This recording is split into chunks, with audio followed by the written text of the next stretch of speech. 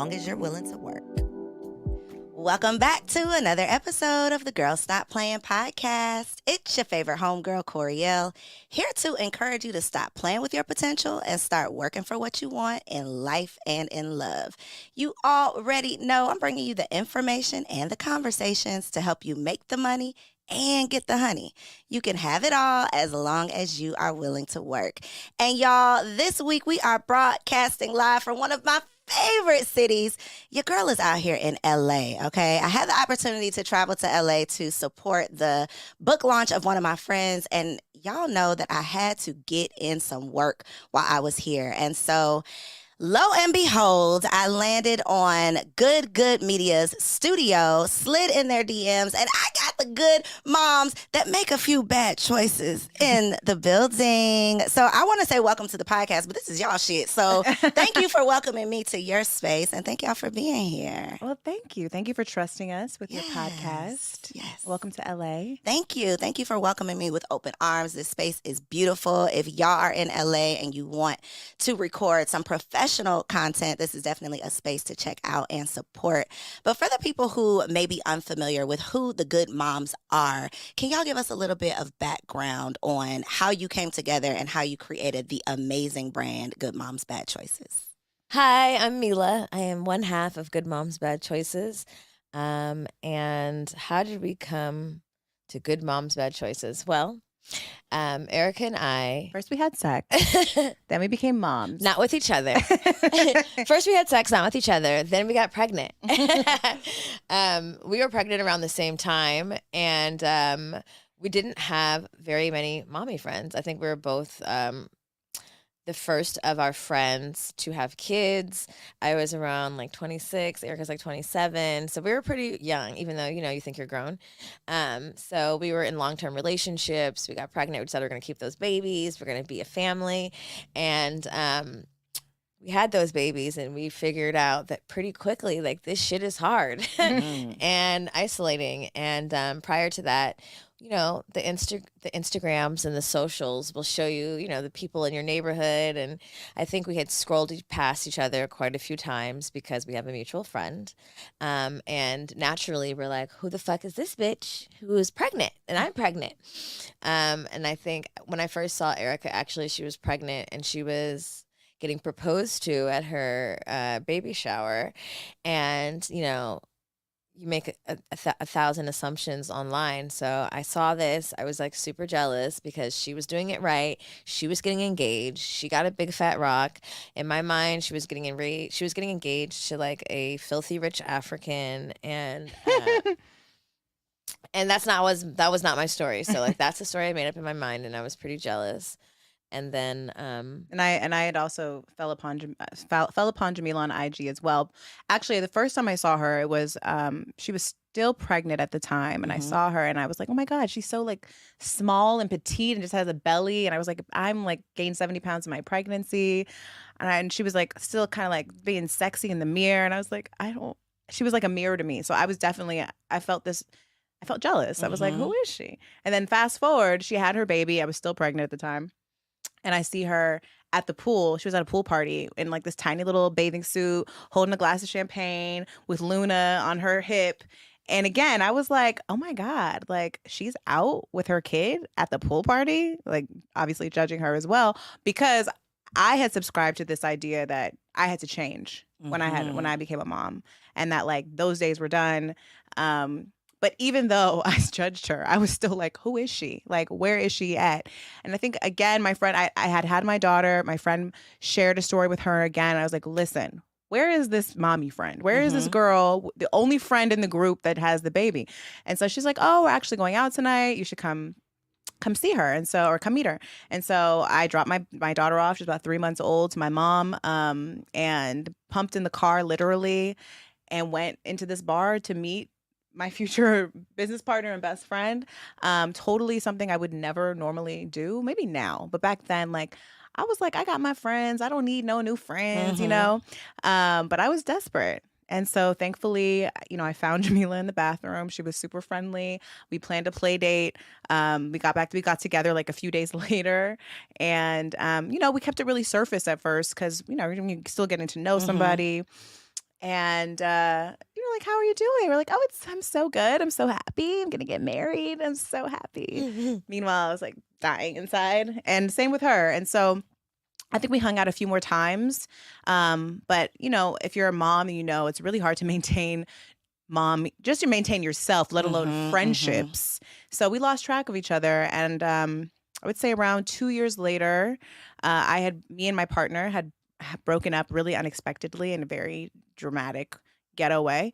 And it had gotten through the grapevine of our friendship, and Jamila had heard about it, and her daughter's birthday was coming up. So she was like, hey, we haven't spoken in a while. You should come to my daughter's birthday. And I was like, perfect.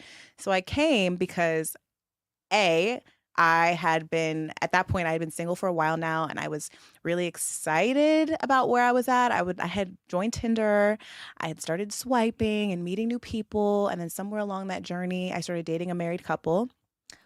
Really? Yeah. Okay. We're going to circle the block on that one. Okay. But I felt excited about it, but kind of ashamed because I didn't have anyone to share this with. Especially I had no mommy friends in my group that I felt like could understand. Especially my other friends that didn't have kids. Like, what are you talking about, girl? You having threesomes and going to take your kid in at the end of the night? Yes. So I was like, oh my God, if there's one mommy friend I can share this story with, it's Jamila, the girl by the pool with the champagne and the little bikini. And so I went there to tell her, A, me and my partner are broken up. B, I'm dating a married couple. And C, I've been listening to podcasts. Do you want to start one? And even when I asked her, I really try to go back in my mind and think about why, what was I thinking? Because I was not trying to start a business. I was not trying to do shit. I just feel like I just wanted to have a project with a new friend, and I wanted to sit down and talk. I knew that in our brief moments that we had spent together, we'd had really good conversation. And she was my only mommy friend. And so I started listening to podcasts, and there were none about single motherhood. It was all very married, very white. And there definitely wasn't any single Black moms talking about single motherhood and dating. So I was like, well, the space seems wide open. We could just, see what happens. And I told her about my story. And, I think me oversharing this new dating situation that I was in made Mila feel like, oh, shit. Okay, well, we can share freely here. Disarmed her. Yeah. And so, thankfully she said yes to starting the podcast. And I think the next week we were like, what do we do? Let's have a photo shoot. And so we took some pictures, which is still we've just recently updated our avatar, but it was our avatar. No, it's still the same. It is? It's like Maybe on podcast. On podcast, it is. It was our photo shoot, and then a week later, we were like, we should probably record something. Yeah. So we just pressed record, and we're like, it's a practice. We ended up talking for 90 minutes, and we're like, bitch, I'm not about to do this again. So we just put it out, and we didn't really think anybody was going to listen besides maybe our friends, and obviously we were wrong.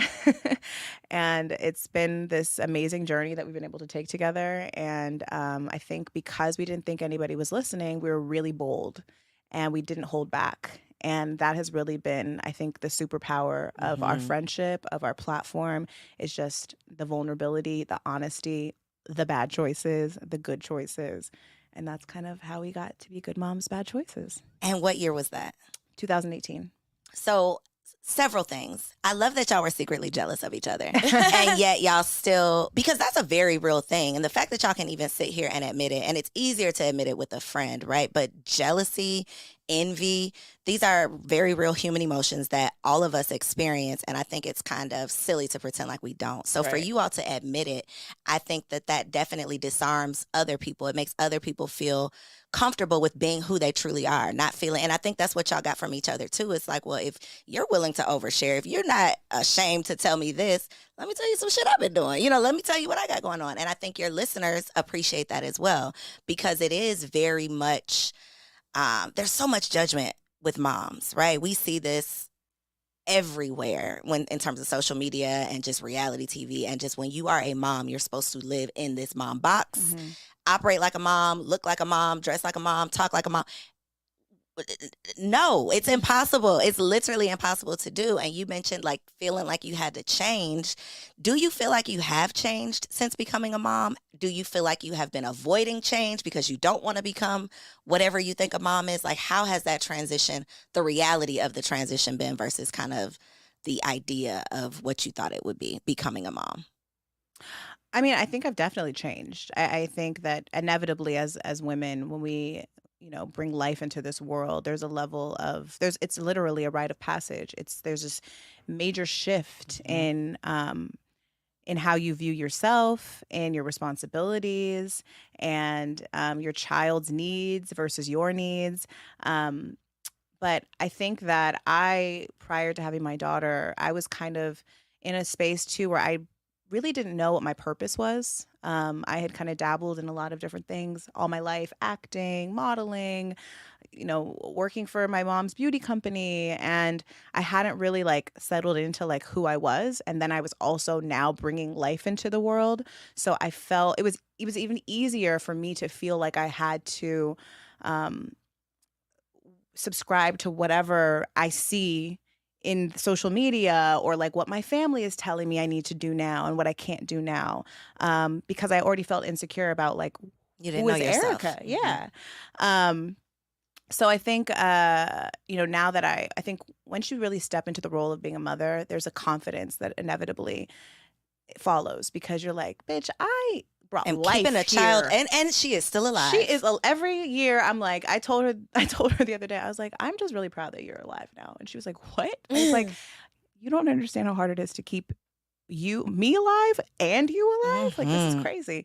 So yeah, and I would say like that just the inevitable confidence that you get as a parent just by doing it every single day and showing up for something every single day. But I think also with my relationship with Jamila and what we do, showing up for this show, showing up every single week. We're talking through things, saying things that I've never even said out loud or considered sharing. And I think that also helped mold me into the mother that I am today, even subscribing to some of Jamila's views on motherhood that maybe I would have never even considered before, and knowing that I did want to do motherhood differently than my mom had done. Not totally different because my mom was a great mom, but there were certain things that I was like, you know what, if I ever have a kid, I'm not doing that. And I remember saying that as a kid, but then you become a mom and you're like, okay, we got to hide the weed. They can't know. Don't say vagina. Like all these things that I'm like, girl. All these rules you've given yourself. All these rules that inevitably like made me feel separate from my parent. Like sometimes I felt like, are you insulting my intelligence? Because I swear to God, I saw what I saw. And, I think, being able to really have a more honest relationship with my daughter is in part to the becoming her mother, A, and then also meeting Jamila, B, tapping into our community as well of mothers that are like, hey, I have a 20-year-old and these are all the things I wish I didn't do. And, so just using the resource of our platform has really helped guide my motherhood as well. Jamila, how do you describe your mothering style? Honest, real. I think I was one of those people when I got pregnant, I was really adamant about being a mom not changing me. Like I wanted to. My parents kind of always prioritized their lives, and so I kind of in ways saw examples of that. And so I felt like I had to change, but inherently I didn't feel like I had to like be completely different. I was like, my parents went out and like, even as like they were pretty young parents, they went to Tuskegee. I was like a Freaknik as an infant and stuff. So like, it was always a part of their lives. They integrated me into their lives. And so I kind of wanted to do the same thing. But inevitably birth changes you. You become a woman. And I was empowered by it. I was motivated. I was more clear about certain things, like the fucked up situations I put myself in. I was like, bitch, it's not just you anymore. Like you could stay and sit in this, funky place, but like you're responsible for someone else and your energy is also like radiating to someone else. And so it made me a lot more self-aware. So it's changed me in like a good way, in the best way. I love how you mentioned like your parents integrated you into their lives. Me and my husband always have this conversation like, y'all got to roll with us. We are very much so about to enjoy this vacation. If you think we are about to go suffer, we not with y'all, y'all with us. But that thought is even, I still judge myself for having that thought because something in me still says, well, wait a minute, that's not right. You're supposed to conform to your children and you're supposed to. So I think society has kind of boxed us in because it's given us this set of rules that nobody really even said out loud, but it's like this assumption that you make that you have to be whoever you think you have to be once you become a mom because now someone is watching you. You are responsible for someone. Do you all feel pressure by the content, by your podcast? Does that pressure you in your role as mothers? Like, are you having to have conversations sooner than you would have because of your platform? Are you having to consider different things? Like you're considering maybe different perspectives that you had not explored before having this platform. Like, how has the podcast affected or impacted your parenting, good or bad? I think that it's kind of made me more confident in ways in some of my parenting. And you know what, like it's not like my content is like someone told my daughter at school and I gotta like go talk about something. I parent from a very like real life place anyway. Anything that comes up, like we're gonna talk about it. But like my daughter's not questioning my content, you know, and if anything, she's really proud of us. I think the only thing is like maybe if I'm like walking into the school and I have like good moms love flowers with like a weed plant and like granted we live in LA so it's not crazy, but sometimes I'm like, maybe I could have not worn this shirt. Or I'm conscious not to like, I'm not going like to the parent teacher conference leading with my podcast. So I'm a podcaster. Like I'd rather it like be a natural, like discovery. But if anything, it's made me like the guests that we've had, the conversations that we've had, like just evaluating our belief system every week and saying, hey, like, do we believe in this shit or did someone tell me to believe in it? Has made me learn a lot of things from women that I get to interview, and so I have a lot of different perspectives. I've met a lot of women, like Erica said, that have a deeper understanding of motherhood because I've been doing it for longer. So I have like a bigger buffet of knowledge to pull from, and so I think it's, if anything, it's made me a better mom. And even like the content, I realize like we have a book, we have hours of adult honest conversation. And one day, absolutely, my kid's going to be like, yeah, so what's up with this or whatever. But again, I think our platform really encourages us and has encouraged us to show up authentically, not only for ourselves, but for our kids. So there's nothing that I'm not here to pretend in front of my kid. I'm not here to be a different version of myself. In fact, I'm really proud of the woman that I am and the decisions that have led me here and like made me the person that I am. So there's never a time that I'm like feel like I have to censor or be ashamed of, whatever I've said on the podcast. And it's made me like feel more confident in being imperfect and growing, because I realized like there's going to be a lot of shit that I said 5 years ago or 3 years ago that I no longer agree with. And I'm going to be able to have the open conversation to be like, and I've grown, and I feel differently. And I get to be that example to Luna. Like, you're not stuck in this same version of yourself forever. You will change. Your ideas should change. They should evolve as you learn more knowledge or you have more experience. And so there's nothing I'm really like, oh no. I was reading a book, and one of the lines in the book literally said, like, your goal should be to disagree with the woman you were last year.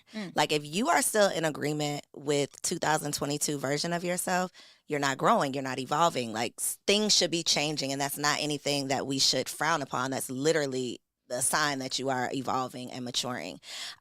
Speaking of evolving and maturing, the taboo behind moms and marijuana, moms and weed right here out in LA is different out in LA. Like, I walked up in here, I thought I was in a dispensary. Right? It's like the block is hot. It's a different, y'all don't have the stigma that a lot of the other, parts of the country have. Do you think that will ever change? And is this just an outside looking in type of thing? Do I just think that y'all don't have a stigma because I live in Atlanta where we do? Is it really acceptable here? Like, what does that really look like? I mean, I think that there's definitely places all over the country where can be even dangerous to smoke weed, especially because of the stigma. I think in California, in Los Angeles in general. I mean, like I grew up, weed was illegal. It's not anymore, but growing up it was illegal. But there was always, there's this culture of like weed life, high life, from movies really, that kind of, I guess maybe has taken the edge off of whatever it looks like here. I started smoking weed. The first time I smoked weed, I was 12. And I started smoking weed consistently in high school. And, I think that for me, my relationship with the plant has evolved over time as well. Like the reasons I used it then versus why I use it now has evolved. And, I think hopefully, by me and Mila normalizing smoking and being mothers and being entrepreneurs that get a lot of shit done, there is a kind of softening of the stigma. But I think it's definitely, there's a lot more work to be done, obviously. I don't hide my consumption from my daughter, and I never really have. And that's one of the things that actually I took from Mila when I met her. She shared this beautiful story, and she shared it on her podcast about this couple that she met in Atlanta, actually, and how they talked about the plant with their children and how they didn't hide it, and they actually was like, look at this beautiful flower. You want to touch it? And made it, because it is nature, And so it has made even my daughter, when I smoke, she could give a fuck. She don't care. She's in the, okay, bye. I'm in the other room. So do you say I'm about to go smoke some weed? I'll be back. Yeah. I'm about to go smoke, or I'm about to go smoke. I'm gonna go outside and smoke next level. Smoke my flowers. I'll be right back. Or hey, go out the other room. Go in the other room. And she knows what time it is. I mean, think about, you have a glass of wine in front of your kid, and you don't. But even my thought about, as you're saying this, is the social construct of right and wrong is still going through my head while you're saying this. That's how messed up the whole thing is. Well, I know, but it's and it's really a it's a mindset shift. Because you could pour a glass of wine in front of your kid and not think twice about it. Drink it while you're watching a movie with him or her, and never have a conversation, not ask for permission, not say, hey, mommy's gonna pour some wine now. Not feel judged, not care if you're judged. Right. Or, drink 3 glasses of wine at dinner and then drive your kid home. And I'm not saying you're being reckless, but I'm just saying it's essentially, let's talk about it. It's actually more dangerous. And it's a flower. It really is a plant, especially if you are getting it, from wherever. I don't know where you get it, but it's a plant. And so I think my daughter really understands that it's a flower. She's asked me what I use it for, and I say it's mommy's medicine. I use it when I have a headache, my stomach hurts, or I feel a little bit nervous or overwhelmed, or if I just want to relax. And she knows, you don't touch my shit. And she don't even want to touch my shit, And granted, I don't know what the future holds for her in the future as a teenager exploring. But I have a suspicion that she's not really going to care to even because try. It's been so normalized, probably. Yeah. Because it hasn't been this secret, oh my God, let me sneak away. Then that gets the curiosity sparked of what is that thing you're doing? And that is what happened to me as a child. My mom smoked weed, and my stepfather smoked weed, and they would always hide it and be so weird about it, or I'd find something and then they'd be I would get in trouble, and I was what the fuck is going on? That's what I was saying when they're insulting my intelligence. That then when I finally figured out what it was, I was oh, let me try this. I need some of that. Yeah. No, I agree. I mean, growing up in LA, obviously we have a different relationship with the plant, but just in general, that was my biggest thing. I felt so disrespected when my parents would go off in the garage and they would just have this smell and there'd be this whole thing, and I'd be okay, well, you're lying. Or it's just that thing where you're watching a movie and they put their hands in front of your face because they're there's a sex scene, and it's okay, well, this is even more awkward, And so I really always vowed not to be that parent in a lot of ways. And like you said, the mindset shift. Literally, it only took that one time. I was in Atlanta in the West End, and they had some really hippie friends. They got in the car with their 1,700 kids, and they had this big ass bud. And it's oh, when I saw that, I was in college. I wasn't even thinking about kids, but I was oh, that's what I'll do. And I just kept it in the back of my mind. And so when I had kids, I never, and even for me, I smoked a little bit while I was pregnant. I smoked when I breastfed. And I didn't really feel guilty about it. And maybe it was because of the culture that I come from, but I didn't feel guilty about it because I knew that it was a flower. I knew it wasn't harming my baby. And like intuitively, that was a choice that I had that communication with the womb for me and for my child, that was okay.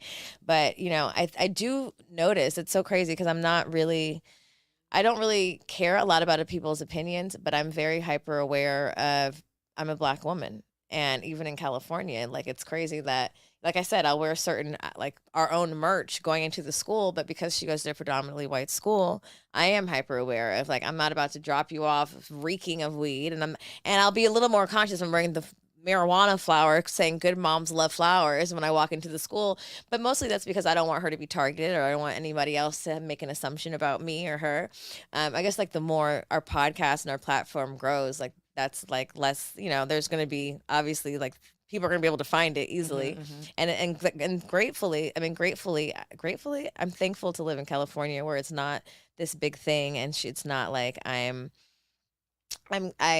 it's not like it's a pretty liberal space.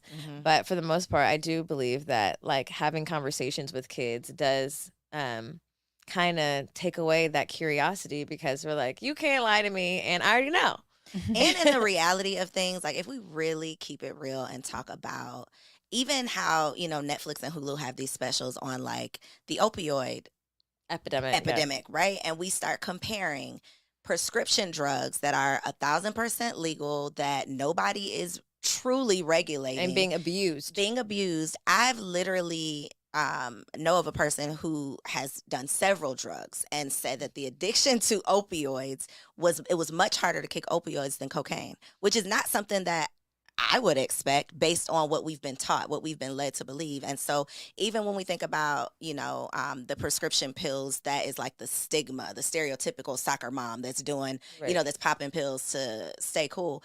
That is even acceptable, right? Nobody questions you when you're down at the pharmacy refilling your prescription. Nobody's and shit. Nobody's questioning you. You know, like nobody's questioning you. So I think it definitely is something that has to be considered, especially when we just think about what it really takes to be moms. Like when I became a mom, my question was like, how are y'all not doing drugs?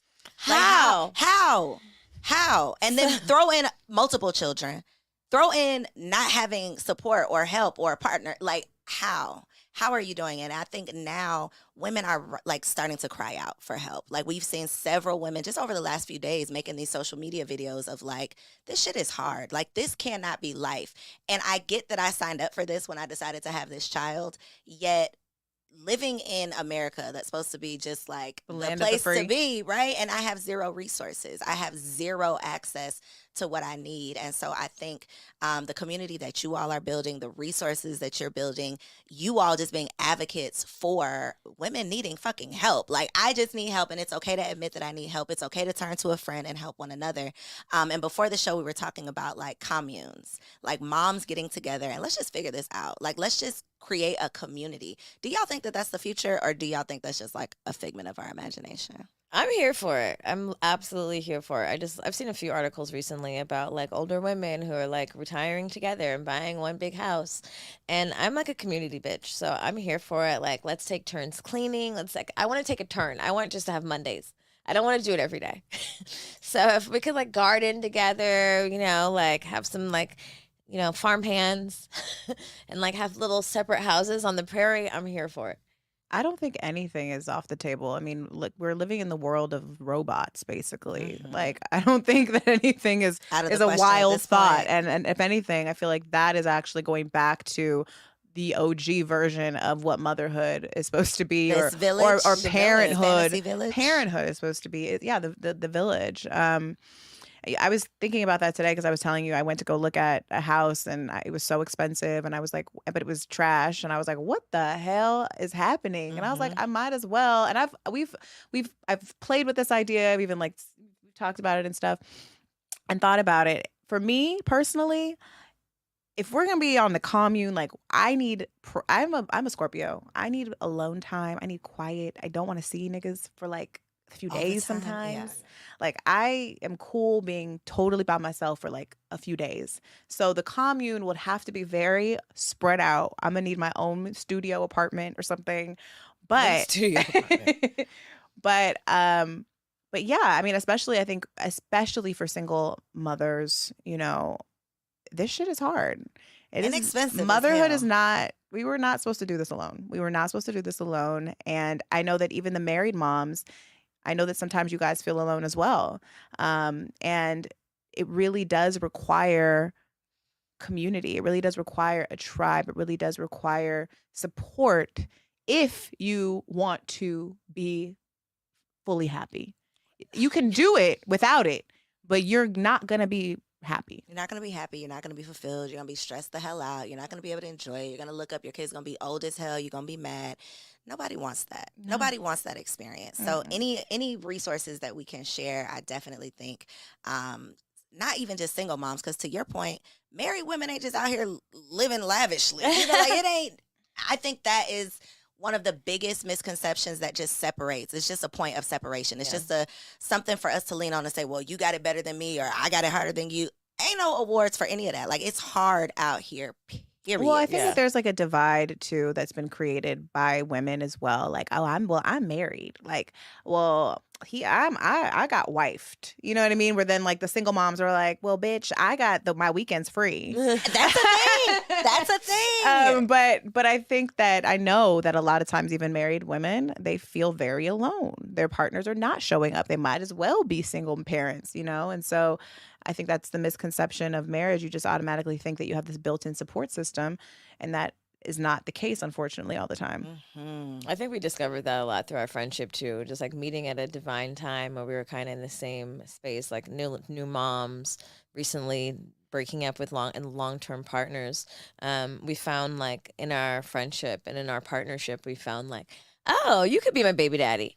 Like, oh, these are the things I wanted to do. You want to go on vacation together? You want to put the kids in ski classes together? You want to go to Colorado? We'll do it together. Fuck it. Like it was a source of empowerment and partnership, like putting them in summer camp, flying them out to us in New York. Like it was like we felt empowered in our singledom because we came together to figure it out. And I think sometimes people, like women, are so caught up on the romantic partnership that like you forget that like you can join forces with 5 homies or one homie, and you really don't know like how that will, like your kid will have an automatic built-in sibling, and you might build a business or 3, you know what I mean? But like we also have like the power in that way. Like if we come together and we do join resources, and I got a DM recently because I moved, and they're like, I'm so proud of you. You used to live with Erica and now you got a place. And I was like, we didn't used to live together, but I know how it may seem that way.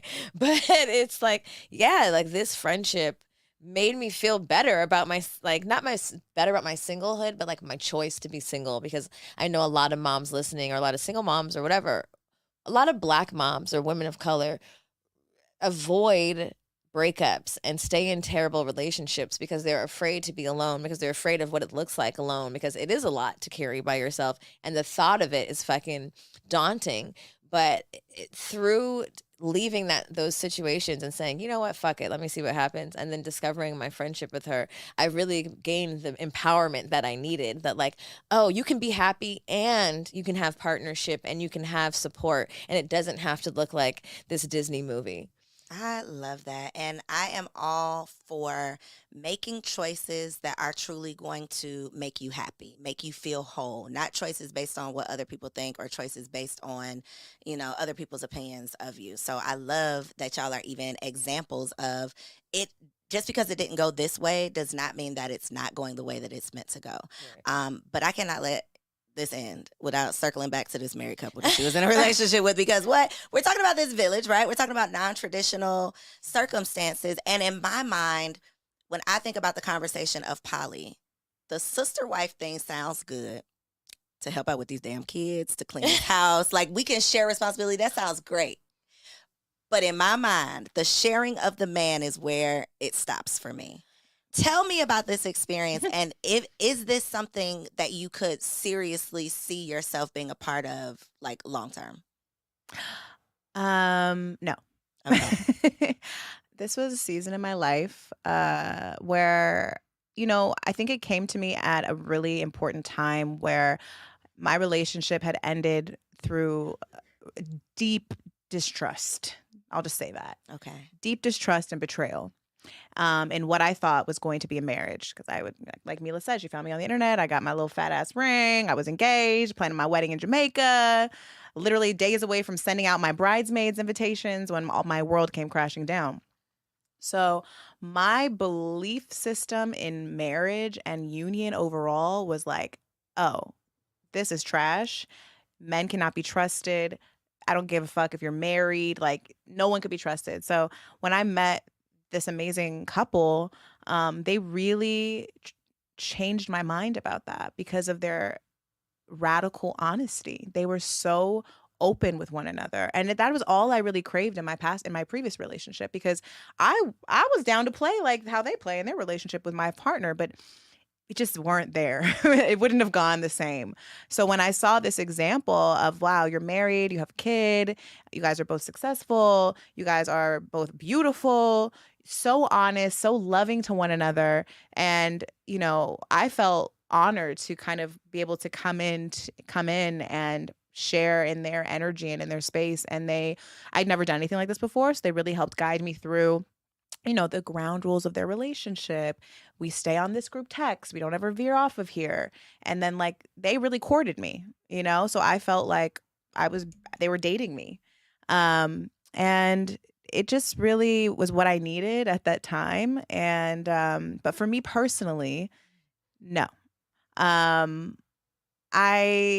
Me and my partner, we are open to playing together with other people, but I don't know if about an actual relationship, which this couple that I had this this experience with, they were venturing into actually wanting a girlfriend, and that's not something I would want to do in my relationship. Mm-hmm. I don't want to say I'm not necessarily jealous, but I am possessive and wanting the sacredness to be here. You're not about to start telling no bitch I love you. This is where we draw the line.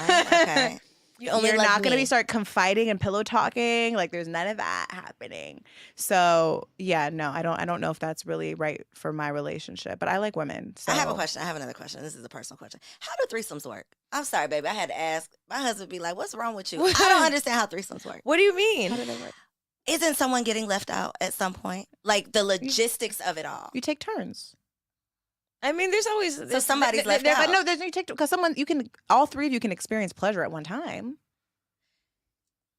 There's maybe he's yeah, it's possible. Wow. Okay. Maybe it's only one. Well, you have to like a women to be able to experience. So that's a prerequisite. No, but even I have questions, y'all. Well, you don't have to, no, because she can be you can be riding the man and she can get her pussy ate. But you guys don't even ever have to really talk, or not talk. You don't have to interact. That sounds really transactional. Okay, I'm envisioning this. Okay. So you're here, she's here, or it just you take turns. Maybe somebody goes to get some water. Okay. Maybe someone's just pumping up the other person. Hyping them up. Yeah. Go, you doing good, that. Yeah. Seriously. Wow. I mean, you have to be. There's a level of trust. There's a level of just you enjoying seeing your partner experience pleasure. That's probably where I'm getting. That needs not going to enjoy that. Yeah, that's probably where I'm getting. That needs to exist. There's also maybe a level of attraction you should have for women, if that's what you choose to do in your threesome setup or whatever. But for me, I'm a voyeur, and I genuinely enjoy seeing the person that I love experience pleasure. And so I know that, but there's a boundary around what that pleasure looks like, right? There's still rules. And Is there? Of course. Really? What are your rules? Yeah, what are the rules? What would the rules be? No, I don't want to say necessarily in the sex, but I mean after the sex. Oh, got you. Okay. Conduct. But there's not a rule you cannot do that. Yeah. I know that some people navigate their threesomes like that, and I just feel that's it gets in the way of just experiencing what needs to happen, because don't kiss her. You can't kiss her. Yeah, I think that's petty. Then what are we doing here? Yeah, it's okay, well, unless she's we're treating her a little unless we're doming her, slutting her out. Yeah, we're slutting her out. Then she's obviously complicit in that and knows and has given us consent. I know that I'm your little hoe for the night. Then yeah, but I think ultimately, if you're gonna do it, then you just gotta do it. Do it. Yeah, no, catch me in about 10 years. I think once I cross not in 10 over, years, girl, I think I'm gonna in my mind, I'm going to develop a level of I don't give a fuckness when I turn like 40. But why do you even? How old are you? When's your birthday? I am 37. I'll be 38 Not October three- 1st. So not I got to 3 wait. years. Yes, I got to give. In 2 years, I'm gonna be a whole different version Yes, of I'll myself. be Why are different you version. like? Why do you feel like you want to do this? This doesn't sound like you want to. Well, I think I'm going to be married for a really long time. And I don't know. I just like, Want to be able to? I'm curious. I'm very curious to hear from people who have experienced this because in my mind, the thought of me like looking up and my husband is getting hit is just like, and it ain't my head. You know, it's just like that will make my head spin. I cannot wrap my mind What around about it. like maybe he just goes and does his thing, you do your thing, and then y'all just don't really see each other do your thing? Because there's that setup too. That's not a threesome though, is it? That's a No, that's that's a hall pass. right. That's Yeah, different. no. Mm. Yeah, I know. I feel you. Like it's a different. You could talk about that shit all day, but like the visual, you're like, bitch. She doing something I can't right. She done pulled a trick out her bag. I would be like, how am I supposed Yeah, to he ain't never compete? made that sound. That part. Right. I've had that happen. You know what? And that's another thing. You have to also know your role. Like, I've been previously a lot of times a unicorn. Like, I'm coming into the other people's shit. So I'm like, I don't care. I'm not triggered at all. But I've also been in that position with my boyfriend. And I'm like, it's not going to work. What do you do though? Because it's too late, right? Yeah, You don't want to be the I don't weirdo talk and about ruin it. it, right? I would be the weirdo and ruin it. It would be over. Yeah, interesting. I mean, but that's the learning lesson, I think, because even in my relationship, there's been times where we've been monogamous. There's been time where we've had other, we lived across the country from each other, and we've had other sex partners, and we knew that, And I think I had to test myself because, like, even talking about us changing and evolving in the beginning of our podcast, we were single. We're like, you know what? Open relationships are the bomb, never being in one in our lives. We're like, yeah, this makes sense because niggas be cheating.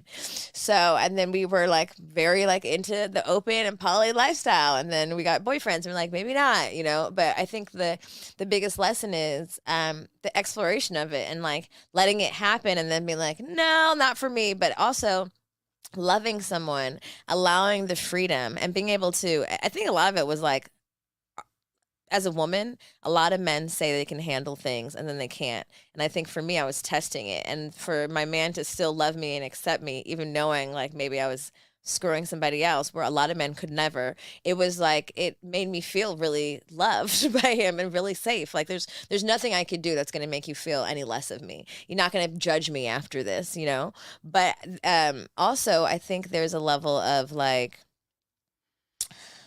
I love this person so much. And now that I know you had sex with someone else, am I going to leave you? Do I not love you anymore? Does this make me not want to be, you not be in my life? And every time I was like, fuck, no, still like him. God damn it, and then I had to move past it. And like, granted, they're like, and then I've gotten into situations where we're together and bitches are there and it was my idea. And I'm like, this is a terrible idea. And having to get over that too and having to accept like, bitch, you're not as open as free as you thought you were. You're a territorial, crazy bitch. And having to like accept that too and just like surrender to that. Like, sometimes we want to be this like free person. And then sometimes the reality of it the is. reality is just like sometimes we're jealous and maybe 3 years, 5 years from now, we'll revisit this and I'll feel different in my relationship and more secure or whatever the fuck, or maybe we'll try in different ways, but like, it's worth the experience and the lesson. And, and then it's also like, oh, you're human and you will inevitably fuck up. And it may not be because you're sleeping with somebody else. It may be because you forgot this or didn't do this. But ultimately, am I in this partnership because I fuck with you and I love you and we're going to be together? For a long time. For a long time. Yes. It's like that long game is like, God, I'm going to have to forgive some shit. I can't run. That part. It all. So this is Girl Stop Playin. Before I let y'all go, I would love for you to share a word of encouragement for a woman who's watching this that needs to stop playing with her potential. Like, get your shit together regardless of where you are, what you're going through, because y'all have been there, done that, and you're the product of following your purpose. So some advice for the ladies out there that need to stop playing. Girl, stop playing. That's it. That's the advice. Stop playing with yourself. Stop playing with your money. Stop playing with your time. Stop playing with your energy. You already know because women, we be knowing our intuition is always on point because we have that womb and that eye and that knowing.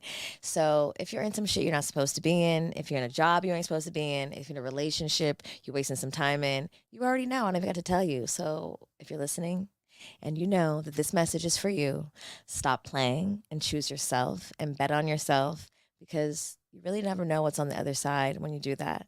The good Lord, the intuition, the good mother tells you everything you need to know, and it's whispering in your ear very loudly. So stop playing with yourself and choose you. Just do it. Take the first step. It doesn't have to be perfect. As women, we think that in order for us to show up, it has to look a certain way. Get messy. The message is usually in the mess is in the message. So, or the way the message is in the mess, and you will hold yourself back, waiting and waiting and waiting to chase your dreams. Also, stop waiting for your friends to do shit. Just do it. If you want to take that trip, just go, girl. And matter of fact, you should just come on our retreat. We have the Good Vibe retreat in Costa Rica next summer, 2024. So I really want to encourage you to come, because if you're looking for a tribe member, if you're looking for friends, if you're looking to build that community, this is where you do it. Our community here is open for everyone. You don't have to be a mom. You can be an auntie. You could be whatever. And I think a lot of times we hold ourselves back waiting to do things with people or our friends. And then we miss out on opportunities. We miss out on meeting our best friend. So I just would like to say, stop waiting. Just do it. Stop waiting, just do it. Y'all, hopefully this conversation has given you the permission that you need to stop playing with your potential. Stop waiting on it to be perfect. Take the first step, even when you don't know what's coming next. Make sure y'all like this video, comment below, head over to their Instagram website, get signed up for their retreat, and I'll see you on the next episode. Peace. Bye. If you enjoyed that episode, make sure you subscribe to the channel so you don't miss out on any upcoming content. And take it a step further and go ahead and join our private community over on Patreon, because it comes with some pretty bomb perks, including early and discounted access to our upcoming events, behind the scene exclusives with some of your favorite guests, the opportunity to call in on an upcoming show, the chance to vote on topics and guests for brand new shows, and I'm even giving you unlimited access to my vault of business classes where I'm teaching you everything from Airbnb to developing digital products and everything in between. And you can get access to our Patreon for as little as $5 a month, okay? Get in where you fit in, and I'll see you on the inside.